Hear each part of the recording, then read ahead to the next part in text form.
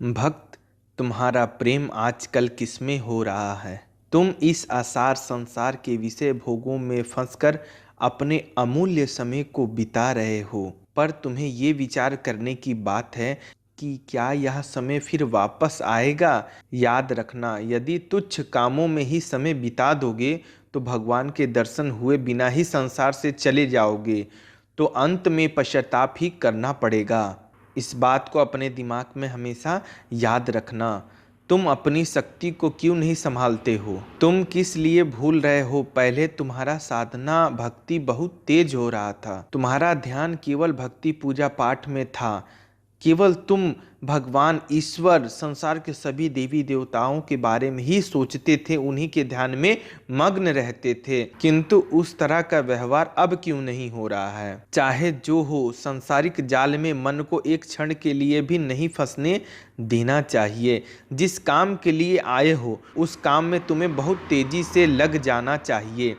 ऐसा अवसर क्या सदा ही रहेगा? कभी तुमने इस बारे में सोचा है? समय बीतता जा रहा है, गए दिन वापस कभी नहीं आते हैं। कलयुग के इस घोर समय में थोड़े से थोड़े साधना में भी परमात्मा देव की प्राप्ति हो सकती है। फिर तुम किस लिए अपना ध्यान भटका रहे हो? इन विषय भोगों में अपना ध्यान लगा रहे हो। तुम्हें अपना मार्ग कभी नहीं भूलना चाहिए। मनुष्य जन्म केवल परमात्मा प्राप्ति के लिए मिलती है।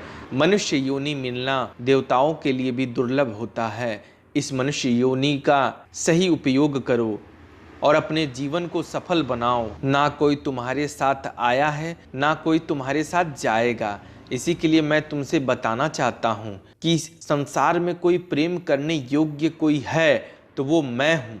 केवल परमात्मा से ही तुम प्रेम कर सकते हो और वो कभी तुम्हें धोखा नहीं दे सकते। तुम चाहे सुखी रहो या दुखी रहो, तुम्हारे जीवन में कष्ट हो, बाधा हो या पीड़ा हो, या तुम अत्यंत प्रसन्न हो, एक पल के लिए मैं तुम्हें छोड़कर कहीं नहीं जा सकता।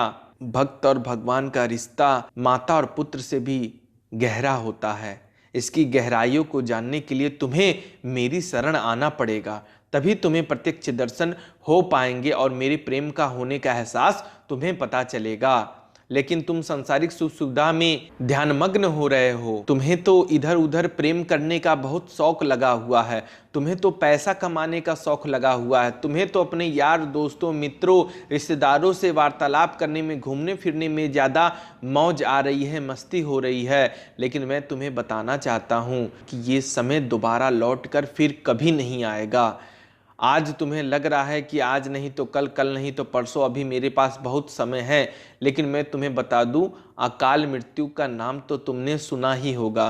वो कब, किस पल, किस क्षण आ जाए और तुम्हें समाप्त करके चले जाए, इस पृथ्वीलोक से तुम्हें जाना पड़ जाए, यमराज के दर्शन तुम्हें हो जाए, इसके बारे में तुम्हें भनक तक नहीं हो सकती। तो इस बात को हमेशा ध्यान रखना कि जीवन का कोई ठिकाना नहीं होता। तुम जिस लक्ष्य के साथ इस धरती पे आए हो, उस लक्ष्य को, उस उद्देश्य को पूरा करो और परमात्मा को प्राप्त। भले ही तुम्हें किसी भी देवी देवताओं से प्रेम हो, वो कोई बहुत बड़ी बात नहीं है। तुम जिस भी इष्ट को मानते हो, तुम जिस भी आराध्य को मानते हो, तुम उसी की पूजा करो, तुम उसी की भक्ति करो। लेकिन परमात्मा प्राप्ति ही तुम्हारा उद्देश्य होना चाहिए। सभी शक्तियां एक होती है, सभी देवता एक होते हैं, सभी देवियां एक होती है। इसी प्रकार तुम ध्यान विचलित ना करके शांत भाव से मेरे में ध्यान लगा दो। फिर तुम्हारे सारे दुख मेरे हो जाएंगे और मैं तेरा हो जाऊंगा, वो भी सदा के लिए। संसार में कई सारे मनुष्य हैं, लेकिन सभी को भक्ति करने का शुभ अवसर प्राप्त नहीं होता। कभी इस बारे में तुमने सोचा है कि क्या तुम्हारे घर में, तुम्हारे सदस्य में कितने लोग पूजा पाठ करते हैं, कितने लोग भक्ति करते हैं? जिसे मैं चुनता हूं वही केवल मेरी भक्ति कर सकता है, मेरी पूजा कर सकता है, मेरी साधना कर सकता है। तुम मेरे लिए प्रिय हो, इसी के लिए मैंने तुम्हें चुना है। तुम ध्यान बिल्कुल मत भटकाओ, जल्द से जल्द मुझे प्राप्त करो और इस जन्म मरण के बंधन से मुक्त हो जाओ और मेरे परम धाम चलो। सांसारिक मोह माया के जाल में तुम ना पड़ो, वरना पछताना पड़ सकता है। तुम मेरे भक्त हो, मेरे अंश हो, तुम्हें मैं दुखी नहीं देख सकता।